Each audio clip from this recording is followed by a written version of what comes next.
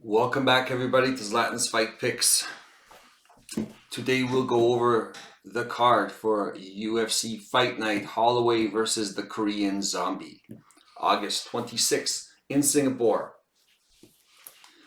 So let's start. We will start with the card, going from the start, the prelims, straight to the main event. So let's start. It's supposed to start with Sing Woo Choi versus Jarno Aarons. Sing Woo Choi, 6 feet tall, 74.5 inches in reach, 10 wins, 6 losses, 30 years old. Jarno Aarons, 5'11", 73-inch reach, 13 wins, 4 losses, 1 draw, 28 years old. Sing Woo Choi is currently at minus 170. The comeback on Aarons is plus 145, who is the underdog. You know, I've never been really impressed with Aarons. I almost felt like when they first brought Aarons in, they kind of needed someone to fill in the card for the Paris card to fight, what's his name? What was his name? Gomez. Not that Aarons is a bad fighter. I just didn't think he was UFC caliber at that time. And, he got fairly dominated the first few rounds. And Gomez is a tough guy to fight. He's a good striker. He's really developed a good ground game. Aarons got him in a really tight triangle that almost submitted him at the end at the last third round. But beyond that, I just didn't see a lot from Aarons. But Sing Woo Choi, you see flashes of, him being, I wouldn't say greatness, but really good striker, very accurate, very powerful puncher. Seems like he's got his ups and downs. Sometimes he seems a little chinny. Sometimes he seems a little overconfident. He doesn't have a fantastic chin, and he doesn't have good defense. But he just goes forward and starts swinging punches, and he tends to get caught when he does that. He also does that, especially when he gets hurt. So you hit him, he attacks you, flailing, which is the worst thing that can happen with someone with not a decent chin.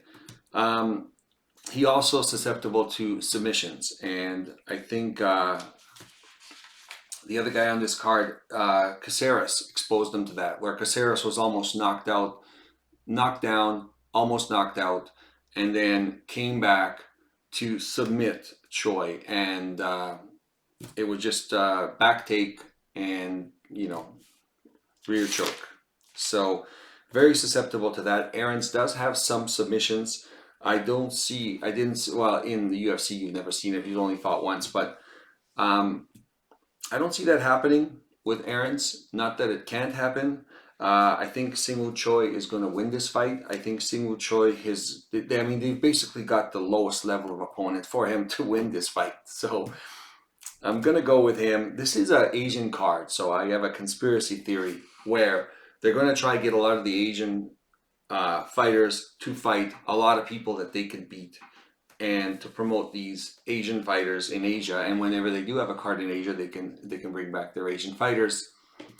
I mean, this is business, right? Having said that, Sing Woo Choi is a very powerful striker. I think he can win this. Apart from avoiding, a knockout, I don't see Aarons with that punching power, and avoiding a takedown and submission. And Sing Woo Choi does have decent takedown defense. So I don't think it's going to come down to that. I think he's going to win this fight. Sing Woo Choi is the pick. Next fight, Liang Na versus JJ Aldrich. Liang Na, 5'5", 67-inch reach, 19 wins, 6 losses, 27 years old. JJ Aldrich, 5'11", 67.5-inch reach, 11 wins, 6 losses, 30 years old. Liang Na, plus 400. JJ Aldrich, minus 550. Last time I saw JJ Aldrich, such a huge advantage was against Lipski, and she lost. And I had bet JJ Aldrich. And to Lipski's credit, she had improved such a great deal. Nevertheless, JJ Aldrich, she's 30 years old. What you see is what you get. She's a pretty standard fighter. She's good everywhere. She's well-rounded. She's not stellar, but she's going to beat the lower echelon of opponents. Liang Na has got basically 1 to 2 minutes of cardio. She's going to come in swinging or trying to submit somebody, and after that, she gasses out and pretty much just holds on while she gets beat up or submitted. She's fun to watch. It's going to be 2 minutes of great entertainment. But beyond that, I can't see it happening. I mean, the odds are ridiculous. Minus 550 for Aldrich. I mean, she's, Aldrich. I mean, last time she, like I said, last time she was such a big favorite, she ended up, losing. So nevertheless, I think Aldrich is going to win this fight. She's better everywhere, and she can last. If she can last the first 2 minutes of onslaught from Na, she's going to win this fight. She's too big, she's too strong. Na's coming up a weight class. Yeah, Aldrich is definitely going to win this fight. Apart from something crazy. Next fight, Billy Goff versus Yasuka Kinoshita. Billy Goff, 5'10", 72-inch reach, 8 wins, 2 losses, 25 years old. Kinoshita, 6 feet tall, 71-inch reach, 6 wins, 2 losses, 22 years old. Billy Goff is plus 115. Kinoshita is minus 135. I went back and forth on this one. I originally picked Goff as a very, very, very low confidence pick to upset Kinoshita. But that was based on the Goff being able to take a punch, being able to be knocked down, and traditionally he gets knocked down, gets back up, and he wins the fight. So that was against much lower level competition, and Kinoshita isn't that he's much better in that level of competition, but he's better than the guys that Goff has done this to. Kinoshita also has more power, and I don't think even if Kinoshita knocks Goff down, I don't think Goff's going to get back up and beat Kinoshita. I think, worst case scenario, Kinoshita wins that round and they go to the second round. And in the end, I think Kinoshita will win the decision. Either that or maybe Goff will not be able to handle this punch and he gets ground and pounded after the fact. That's what I see happening. I mean, the reason why I didn't go with Kinoshita the first time is I thought that Goff could possibly submit Kinoshita, and we saw that he was really weak on the ground. When he fought Fugit, once Fugit knocked him down and took him to the ground, it was over.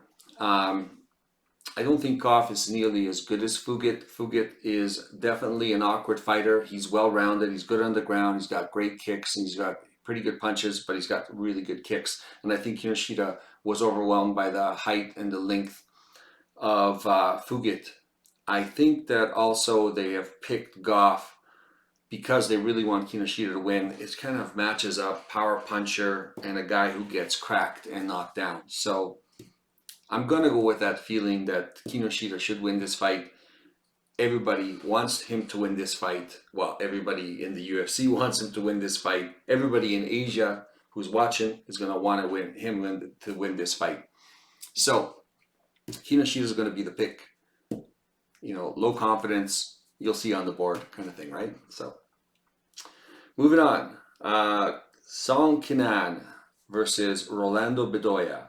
Song Kenan, 6 feet tall, 71.5-inch reach, 18 wins, 7 losses, 33 years old. Rolando Bedoya, 5'11", 74-inch reach, 14 wins, 2 losses, 26 years old. Song Kenan, plus 220. Or is it? Yeah, is it plus 220, plus 200, and Rolando minus 300? So Rolando Bedoya is going to be the favorite. His debut was against Chaos Williams. A lot of people thought he won that fight. It was a close split decision. Went to Chaos. Chaos possibly had the more powerful strikes. Bedoya definitely landed more. I went back and forth on this one. I mean, Song Kenan's got the power. Rolando Bedoya doesn't have a lot of good striking defense, but he's got a head that is like cement. It's filled with cement. He can take a lot of punishment. So I'm going on the fact that Song Kenan did not look great in his last fight. He looked great as in he knocked down Ian Gary in a knockdown. He's got a lot of power in his hands. He can knock Bedoya down. I don't know if he can knock Bedoya out, because looking from how well he absorbed all the punches from Chaos Williams, I'm thinking he's going to be able to survive it. And Kenan will fade as the fight goes on. Bedoya will outland him probably 2-3 punches to 1. If it goes down to the decision, Bedoya should win this. Mind you, he should have won against Chaos Williams. But I think Chaos Williams is better than Kenan overall in a 3-round fight. I think Bedoya is going to be able to outland him. I'm not a big fan of Bedoya's power. I don't think he has a lot of power. He's got a good jab. He's got good low kicks, which Kenan is also susceptible to good low kicks. I think Bedoya's got I don't think he's got a good right hand. His right hand is more almost a slapping right hand. It always seems like he's slapping with it and kind of just to hit you and to get points. He doesn't seem like he's got a lot of power, but he's got a lot of volume, which Kenan does not have. So Kenan's only path to victory is to knock Bedoya out. I don't see that happening at this stage at Kenan's career. I think they're giving this fight to Kenan because he is, a popular Chinese fighter. I think they gave him the pretty low, as low as they can go, opponent. I mean, you don't want to see a minus 300 in a guy with his second fight in the UFC and he lost his first fight. But in this case, Kenan's got only a knockout chance. If he doesn't knock Bedoya out, he's going to lose this fight. I don't see Bedoya knocking Kenan out. But I think it's going to go down to a decision. Bedoya is going to win this by just sheer volume and absorbing a few power shots from Kenan. So Bedoya is going to be the pick. Still, low to mid confidence on this one. Moving on. Chidi Njokuani. Is it Njokuani? Yeah, Njokuani. Is it Njokuani or Njokuani? Njokuani versus Michael Oleksiejczuk. Nigeria versus Poland. Here we go. Chidi, 6'3", 80-inch reach, 22 wins, 9 losses, 34 years old. Michael Oleksiejczuk, 6 feet tall, 74-inch reach, 18 wins, 6 losses, 28 years old. Chidi, I bet him on last fight. Thought he won that fight. It was a close decision, split decision loss. Thought he had more damage. But, I was very disappointed in the volume of Chidi. And, he got taken down a few times, but it just his volume was low and it just didn't seem confident after the first round. And he just seemed to lose a lot of power. If Chidi doesn't knock out Michael in the first round, I think it's going to go to Michael for sure. I mean, that's his only path to victory. Chidi's not going to outland him. I think Oleksiejczuk is power. He's a power puncher. He's a pressure fighter. He was going to keep coming forward. Chidi doesn't like people pressuring him. He wants to stay back. He's long. He's lanky. He wants to be the sniper. He's not going to give him a chance to do that. The only way he can possibly win this fight is by catching him with a knockout blow in the first round. Michael Oleksiejczuk, he's very durable. He's very tough. I don't even know if he's been knocked out. I know he's been submitted. He's